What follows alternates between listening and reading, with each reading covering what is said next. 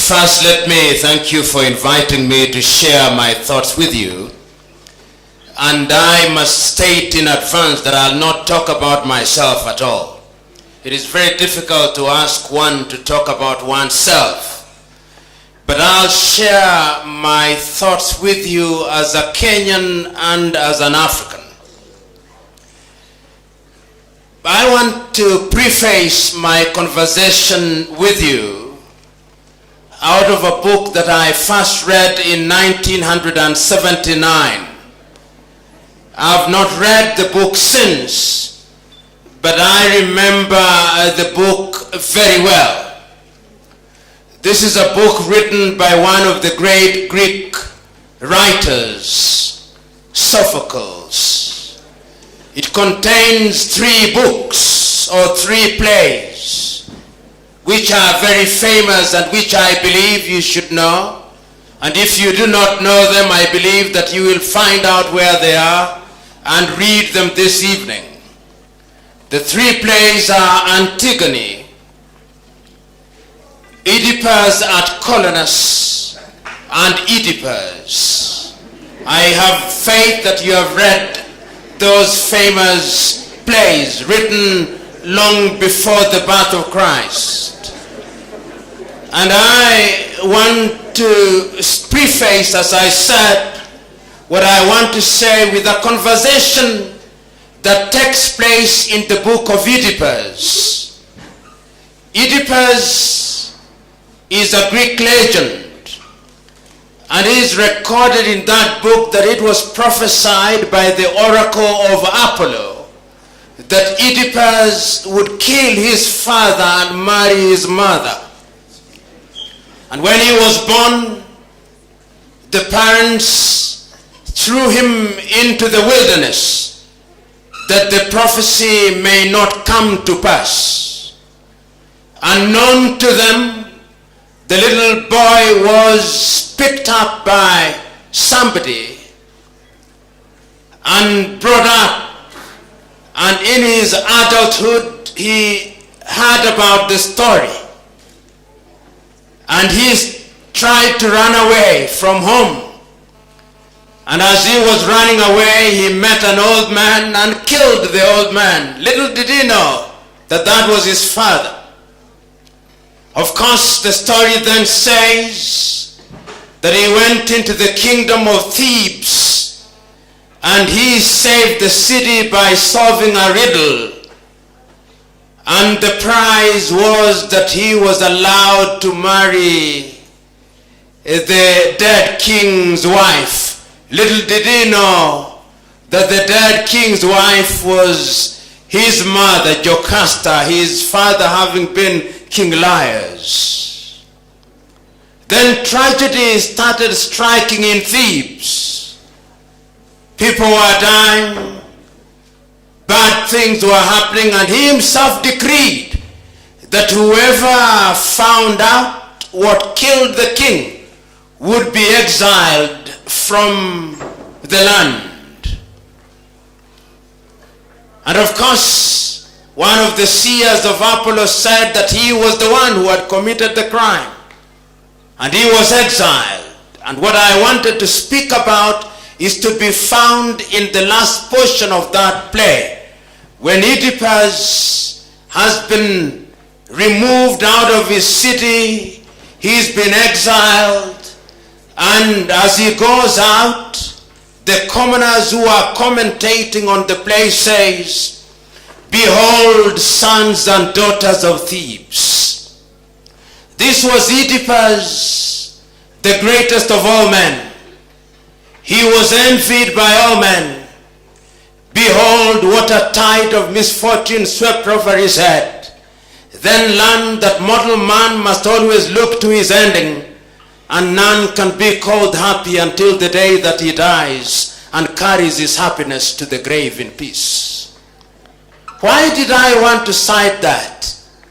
That is equally true, that none can be called successful until the day that he or she dies and carries his success to the grave in peace. As long as we are alive, any claim that we are successful is not only arrogant but misguided. For the moment, what we appear to be doing is that we are on the right path. And what you should do is to pray that we should continue to be on that path. History has demonstrated times without number that men whom we thought to be successful betray you at the 11th hour. And therefore, ours is to be humble. I'm still with you in Greece. In those days of Sophocles, there also lived a great man, Socrates, of whom you know much. It is recorded that the oracle of Apollo wanted to determine who was the wisest man in Greece. And he sent out one of his oracles to go out in Greece and determine who was the wisest. In those days, Greece was known for many great things. The great writers of the time. If it was not Sophocles, it was Aristophanes. If it was not Aristophanes, it was Socrates or somebody else. When the oracle went out, the oracle came back and said that the wisest man in Greece was Socrates. And the only reason why the oracle arrived at that conclusion was when Socrates was asked, "What do you know?" He said, "The only thing that I know is that I know nothing." It is his humility that set him apart as the wisest man in Greece. So I too come here by saying the only thing that I know is that I know nothing.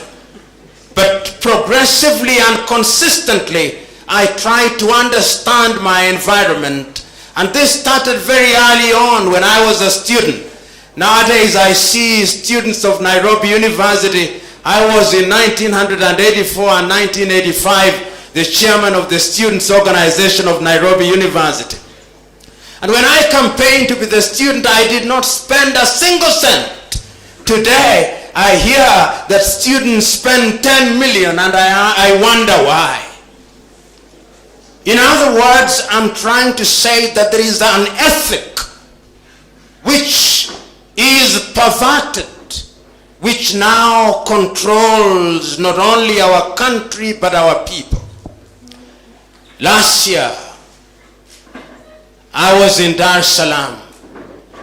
I was invited to Dar es Salaam to help some of my colleagues there with the constitution which will be subjected to referendum in Tanzania next month, hopefully. And as I was traveling at the Julius Kambarage Nyerere International Airport in Dar es Salaam on my way back to Kenya, I had my bag. I had liquid in my bag. I wanted to check it in, to carry it on rather. But they told me I had to check it in. It was not padlocked. I went to a young man who was selling padlocks. And I told him I wanted a padlock, and he asked me in Kiswahili, "Unaenda wapi huko?" And I said, naelekea jijini Nairobi. Asema, wa Kenya, wezi hao, nunua kufuli mbili.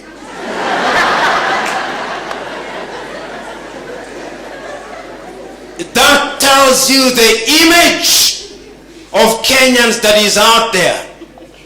Several years ago, I was in Zanzibar, and a Tanzanian minister in his unguarded moment was speaking, and he said, hili swala la Jumuiya ya Afrika Mashariki ni swala nzuri sana.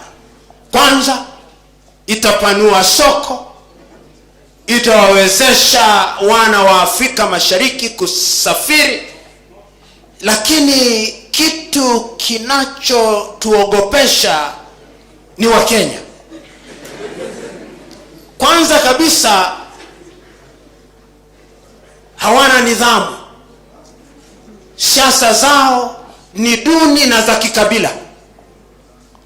Tuna hofu ya kwamba wakiingia katika Afrika Mashariki watatuambukiza ukabila. Jambo la pili ni walafi. na wanapenda sana ardhi, tayari wanaimezea mate ardhi yetu. You may not, and in fact you are not supposed to like what I'm telling you, but I'm trying to tell you that that is the image that we have out there. On our side, what image do we have of Tanzanians? Lazy and polite. Polite. Equally of Tanzanians or Ugandans. But the question is, we claim to be a Christian country, 80% Christians. But whenever I go to church on Sunday, when the congregation is invited to take the Holy Communion, and their reverends here, they tell the congregation, we are in the house of God. But ladies, carry your bags, because there are people who may steal. Even in church, we steal. I said at one time in Mombasa that we live in a country where we profess the blood of Christ, but in truth the blood of ethnicity is thicker than the blood of Christ.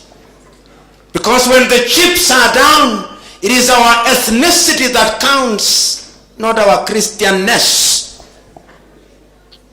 You young men, when you are communicating via Twitter, via Facebook and other media, the venom that you spew out in the name of ethnicity is appalling and worrying.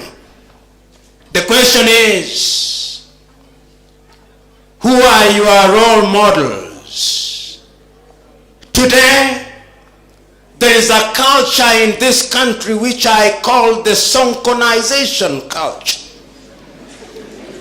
The youth have been sonkonized, and I'm creating this word deliberately. What is sonkonization? Sonkonization is the process of acquisition of material wealth by means that are unknown and unfathomable.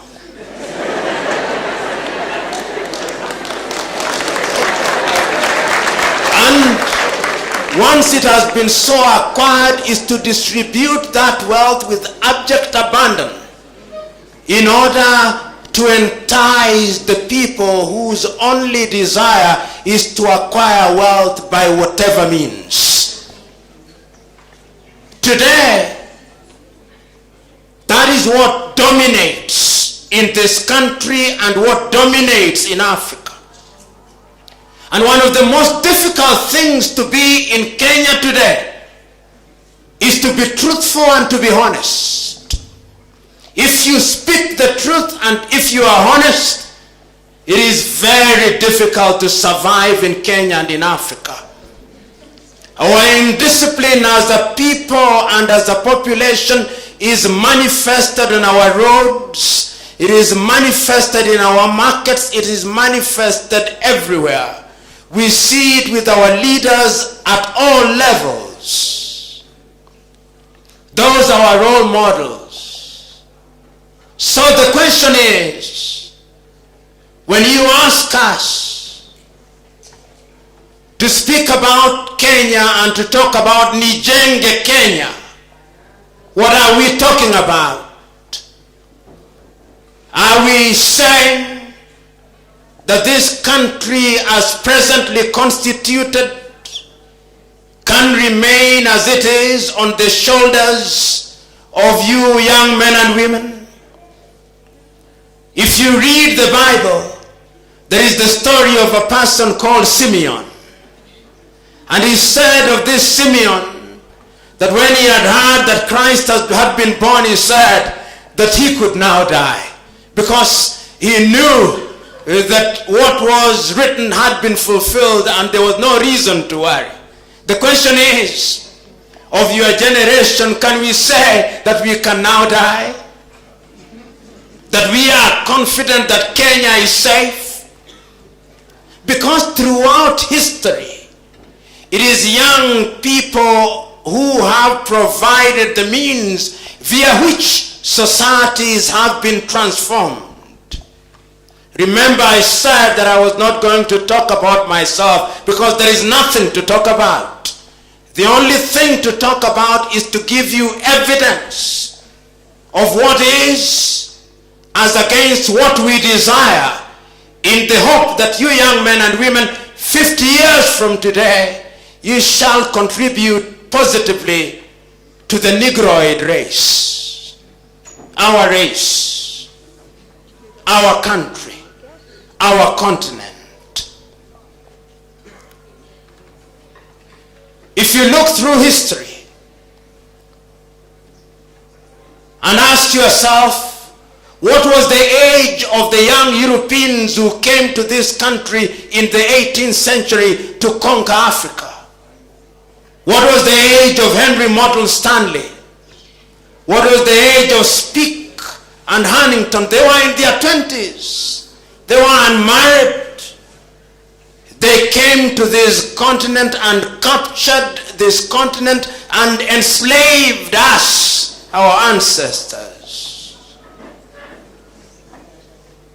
What was the age of William Wilberforce when he was agitating for the abolition of slavery? They were in their 20s and in their 30s. Young people have always been at the center of conquest. What was the age of Jan van Riebeeck when he settled in South Africa in the Cape Coast in 1688? What was the age of Ferdinand de Braza when he conquered what is now Congo Brazzaville? They were young people. In 1908, when the Turks were changing their circumstances, giving birth to the people now called the Young Turks, what was the age of those young people? What was the age in those early days of those who led the Russian Revolution? What was the age of Vladimir Lenin? They were young in their 30s. What was the age of Martin Luther King Jr. when he led the civil rights movement? What was the age of the independence fighters? What was the age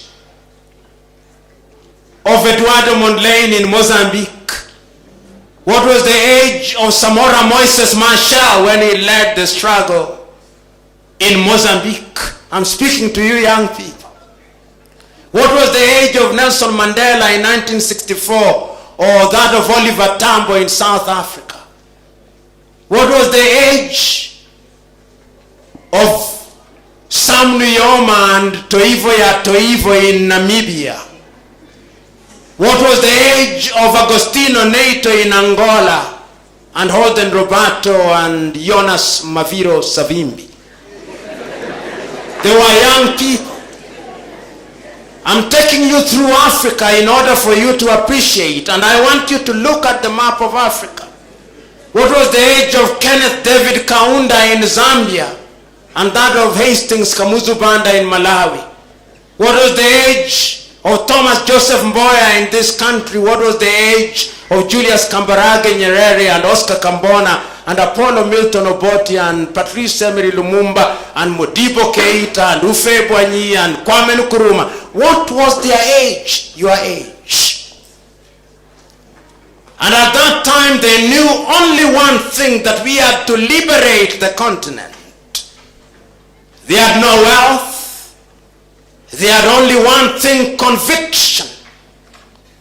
When Nkrumah was speaking in Addis Ababa, Ethiopia, on the 13th day of May 1963, in his famous speech where he said, Africa must unite now. He said, before we leave here, Africa must have one government, Africa must have one army, Africa must have one common defense, Africa must have one currency, Africa must have one government, because if we don't do that, you will get used to your little countries and Africa will be weak.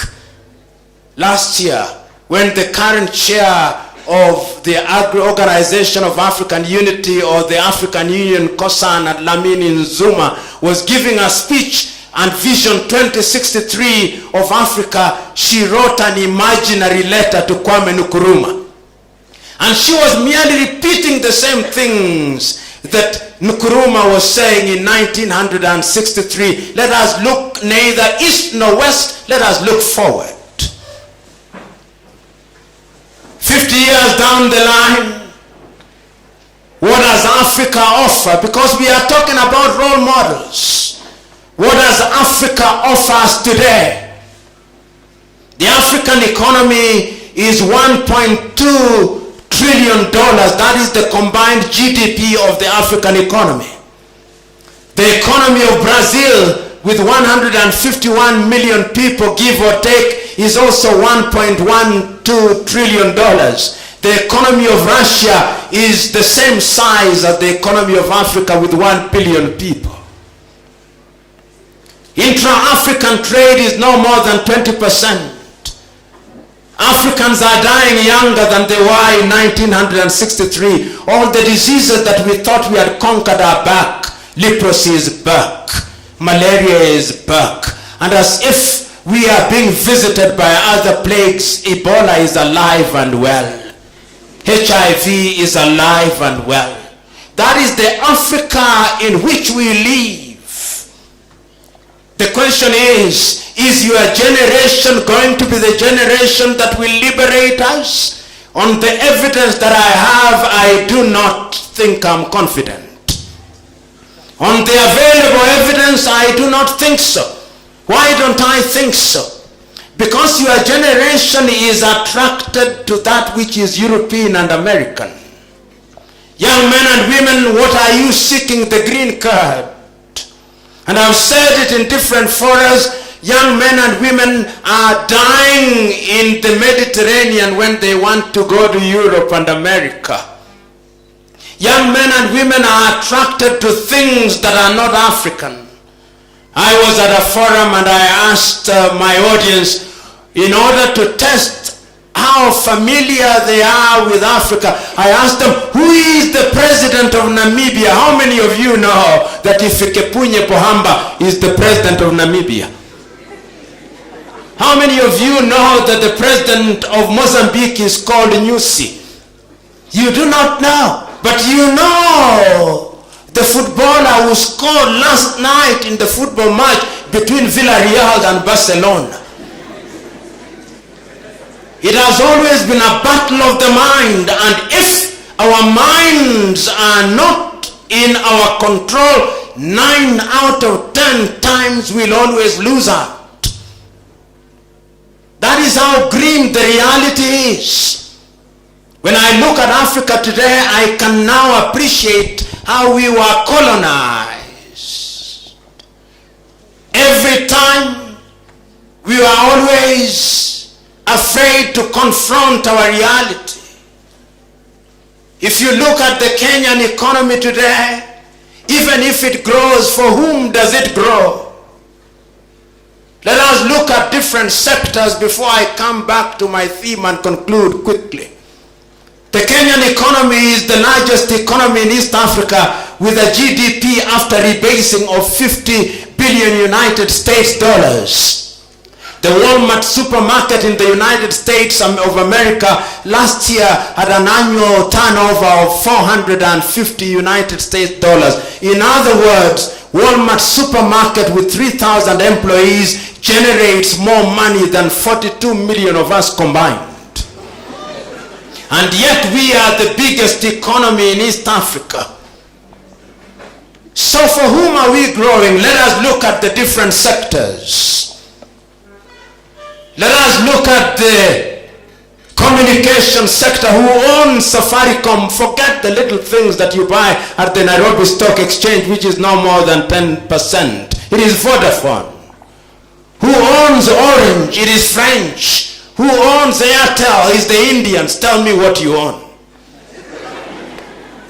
Let us go into the beer industry. Aside from Keroshe, who owns East African breweries, forget the little things that you do in the Nairobi Stock Exchange. This token of 10% which is sold to you to humor you. I'm not telling you that you sell it, but I'm just giving you the reality.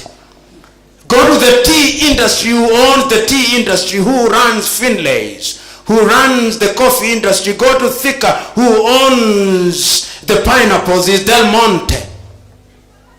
Who owns our railways, the Rift Valley Railways, which is South African? What do we own?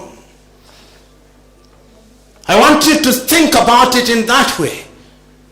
It is not lost on me that the TV stations will be back on air so soon after the visit of Aga Khan. It is not lost on me, despite what others may say. In other words, I'm saying that we may talk about role models, but the Europeans and other civilizations know what they want. So there is no point of talking about myself. There is only every point of pointing out to you what you need to do. Today, every other civilization know what they want. The Europeans know what they want, and they are going about it steadily as they have over the years. The Americans are clear about what they want, and they follow it steadily. The Arabs forget Syria and Iraq. The Kuwaitis know what they want. The Qataris know what they want. The United Arab Emirates know what they want. The Bahrainians know what they want. The Omanians know what they want. The Asians know what they want. The South Koreans know what they want. The Japanese know what they want. The Vietnamese know what they want. What do the Africans want? Do they know what they want? If they knew they would not be rising, the Nuer would not rise against the Dinka in South Sudan. If they knew what they wanted, the Shilluk would not be abducting armies, little children, so that they may fight the Nuer and the Juba government. A young government. He was born in Nyeri, and he said at age 60, I'll change Nyeri. And he was now 70 and discovered that he could not change Nyeri. He is now 80. And he was born in Karima, and he said, I'll now change my village. He was now 90. At 95, he said, I wish I'd changed myself. Don't be of that ilk. The only thing that needs change is yourself. Once you change yourself, there is no limit to what you can do. Let me stop there. God bless.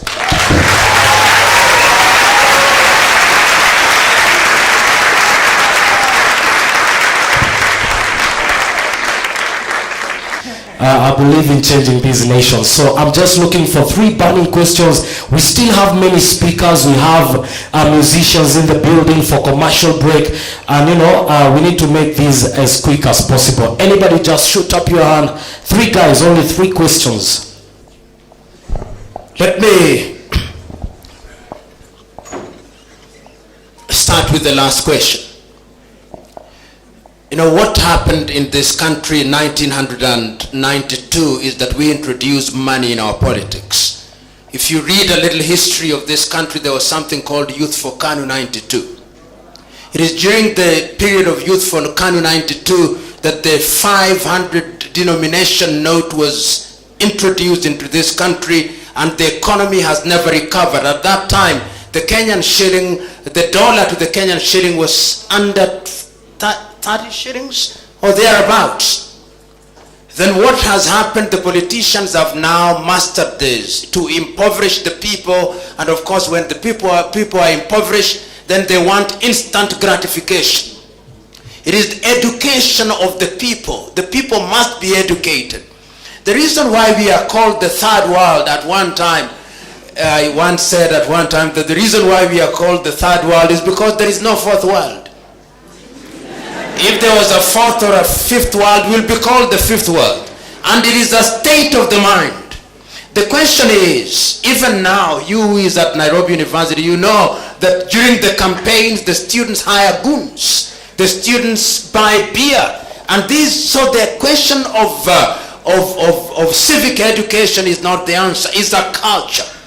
We have developed a culture today where we think that money is the be-all, end-all. We must liberate ourselves from that culture.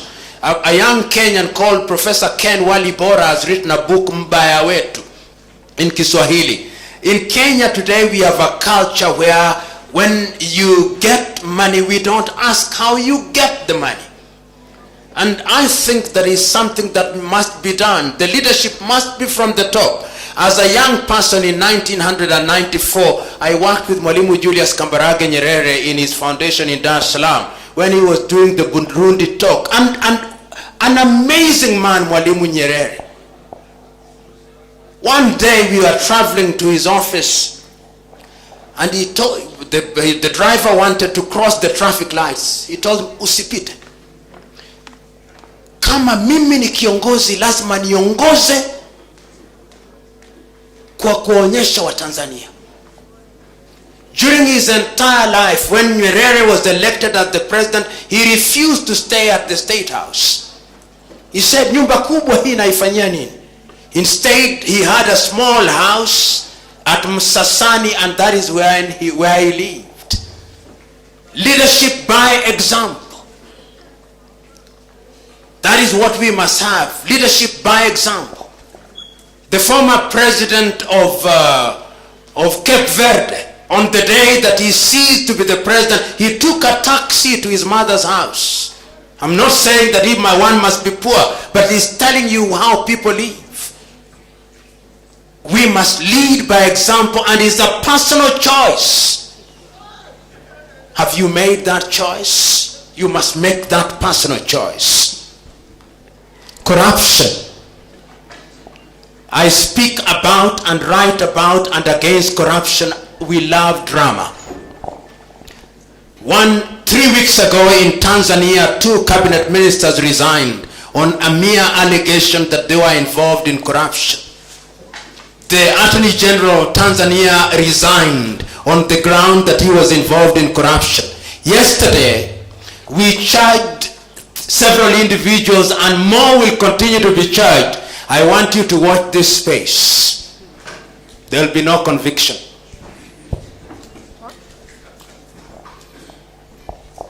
Three years down the line, I pray there is a conviction.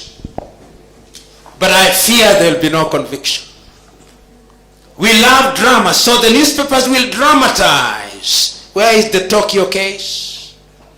When I'm answering your question, when I was the director of the Anti-Corruption Authority, I want you to read the answer on the day that they amended the law to abolish our offices. One of the ministers, who is now a cabinet minister, said, you must remove these fellows. If you don't, we'll all be in jail.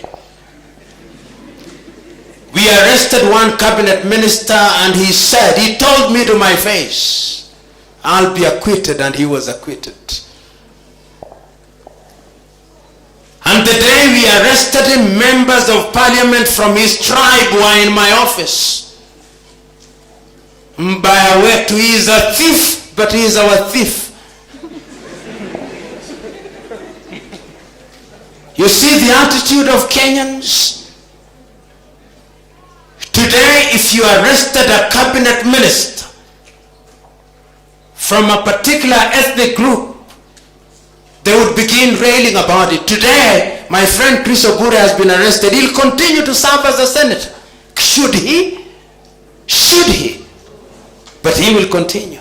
The argument will be, as long as he has not been convicted, he is guilty until proven innocent. It is not a question of being proved innocent.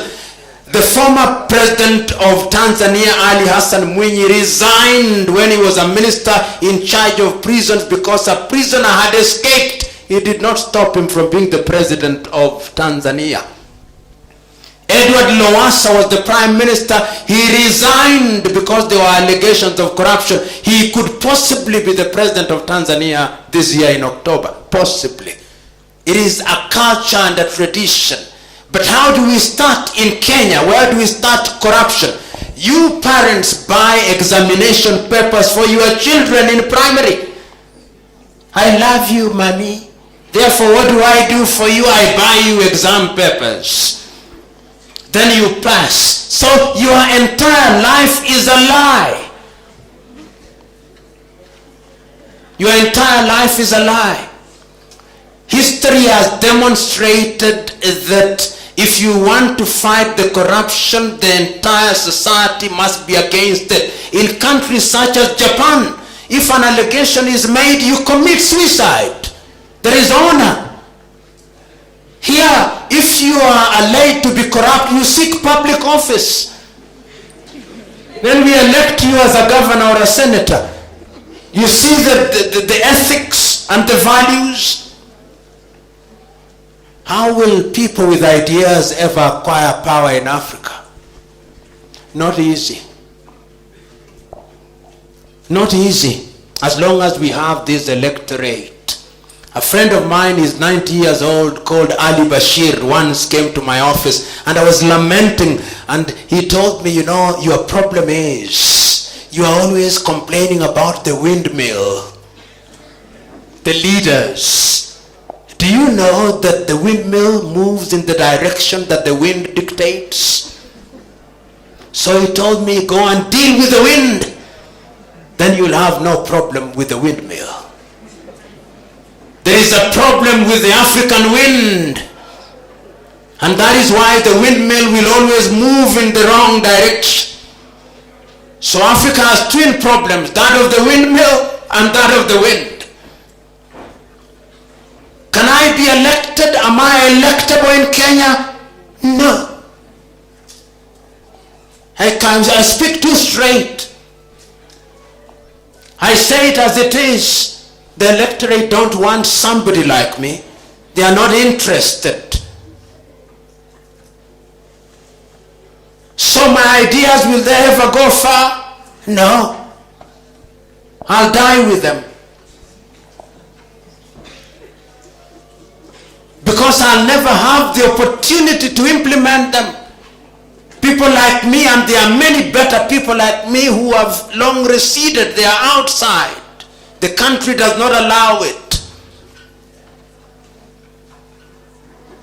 In Sudan, where you come from, and I've been involved in your negotiations in Bahir Dar, the problem is power. Garang Dimadior had power and ideas. Was he allowed to live for long? Sava has power, I don't think he has ideas. You may disagree with me, the South Sudanese who are here. Riek Machar has ideas, but I think his quest for power drowns the ideas. And for that reason, the people of South Sudan will pay for it for the next 10 years, unfortunately. There will be no peace in South Sudan in the near future. I've been involved sufficiently to know. There may be calm in Juba, but what are about in Bentiu? Too much blood has been spilled. Is now brother rising against brother. They'll fight until they are tired, and the international community will ignore it. Now they are sanctioned since yesterday. The people with ideas have no power, and the people in Burkina Faso, there was a young man called Thomas Sankara with ideas. He came, said, change the name of the country from Upper Volta to Burkina Faso. How long did he stay? Within a short time, the French organized for his assassination through Blaise Compaoré. He was told in advance that he would be killed by Blaise Compaoré, who was his friend, and this is what he said: if it is Blaise who has said he's going to kill me, I have no defense. I will die. The man for whom I am named, Patrice Emery Lumumba, at age 36. And this is the letter he wrote, and I conclude with this.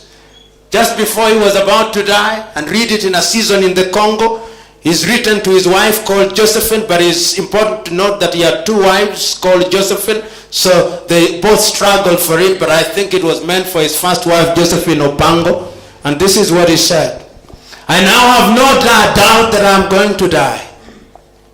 But I die with my head high above, with indestructible faith and profound belief in the destiny of my country, than to live in humility and renounce the principles which I consider sacred to me, because I know that the history of the Congolese will be written by the Congolese. He was then shot dead and his body drowned in acid. Congo has never been at rest since then. The people with ideas never survive in power.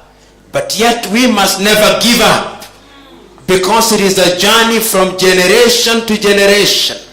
Those who sow the seed will not enjoy the shade. One generation sows the seed, another one waters it, another one prunes it, and another one enjoys the shade. And that is our joy. There are no easy solutions, no instant coffee solutions. It is an intergenerational struggle. It will be well with us. God bless you.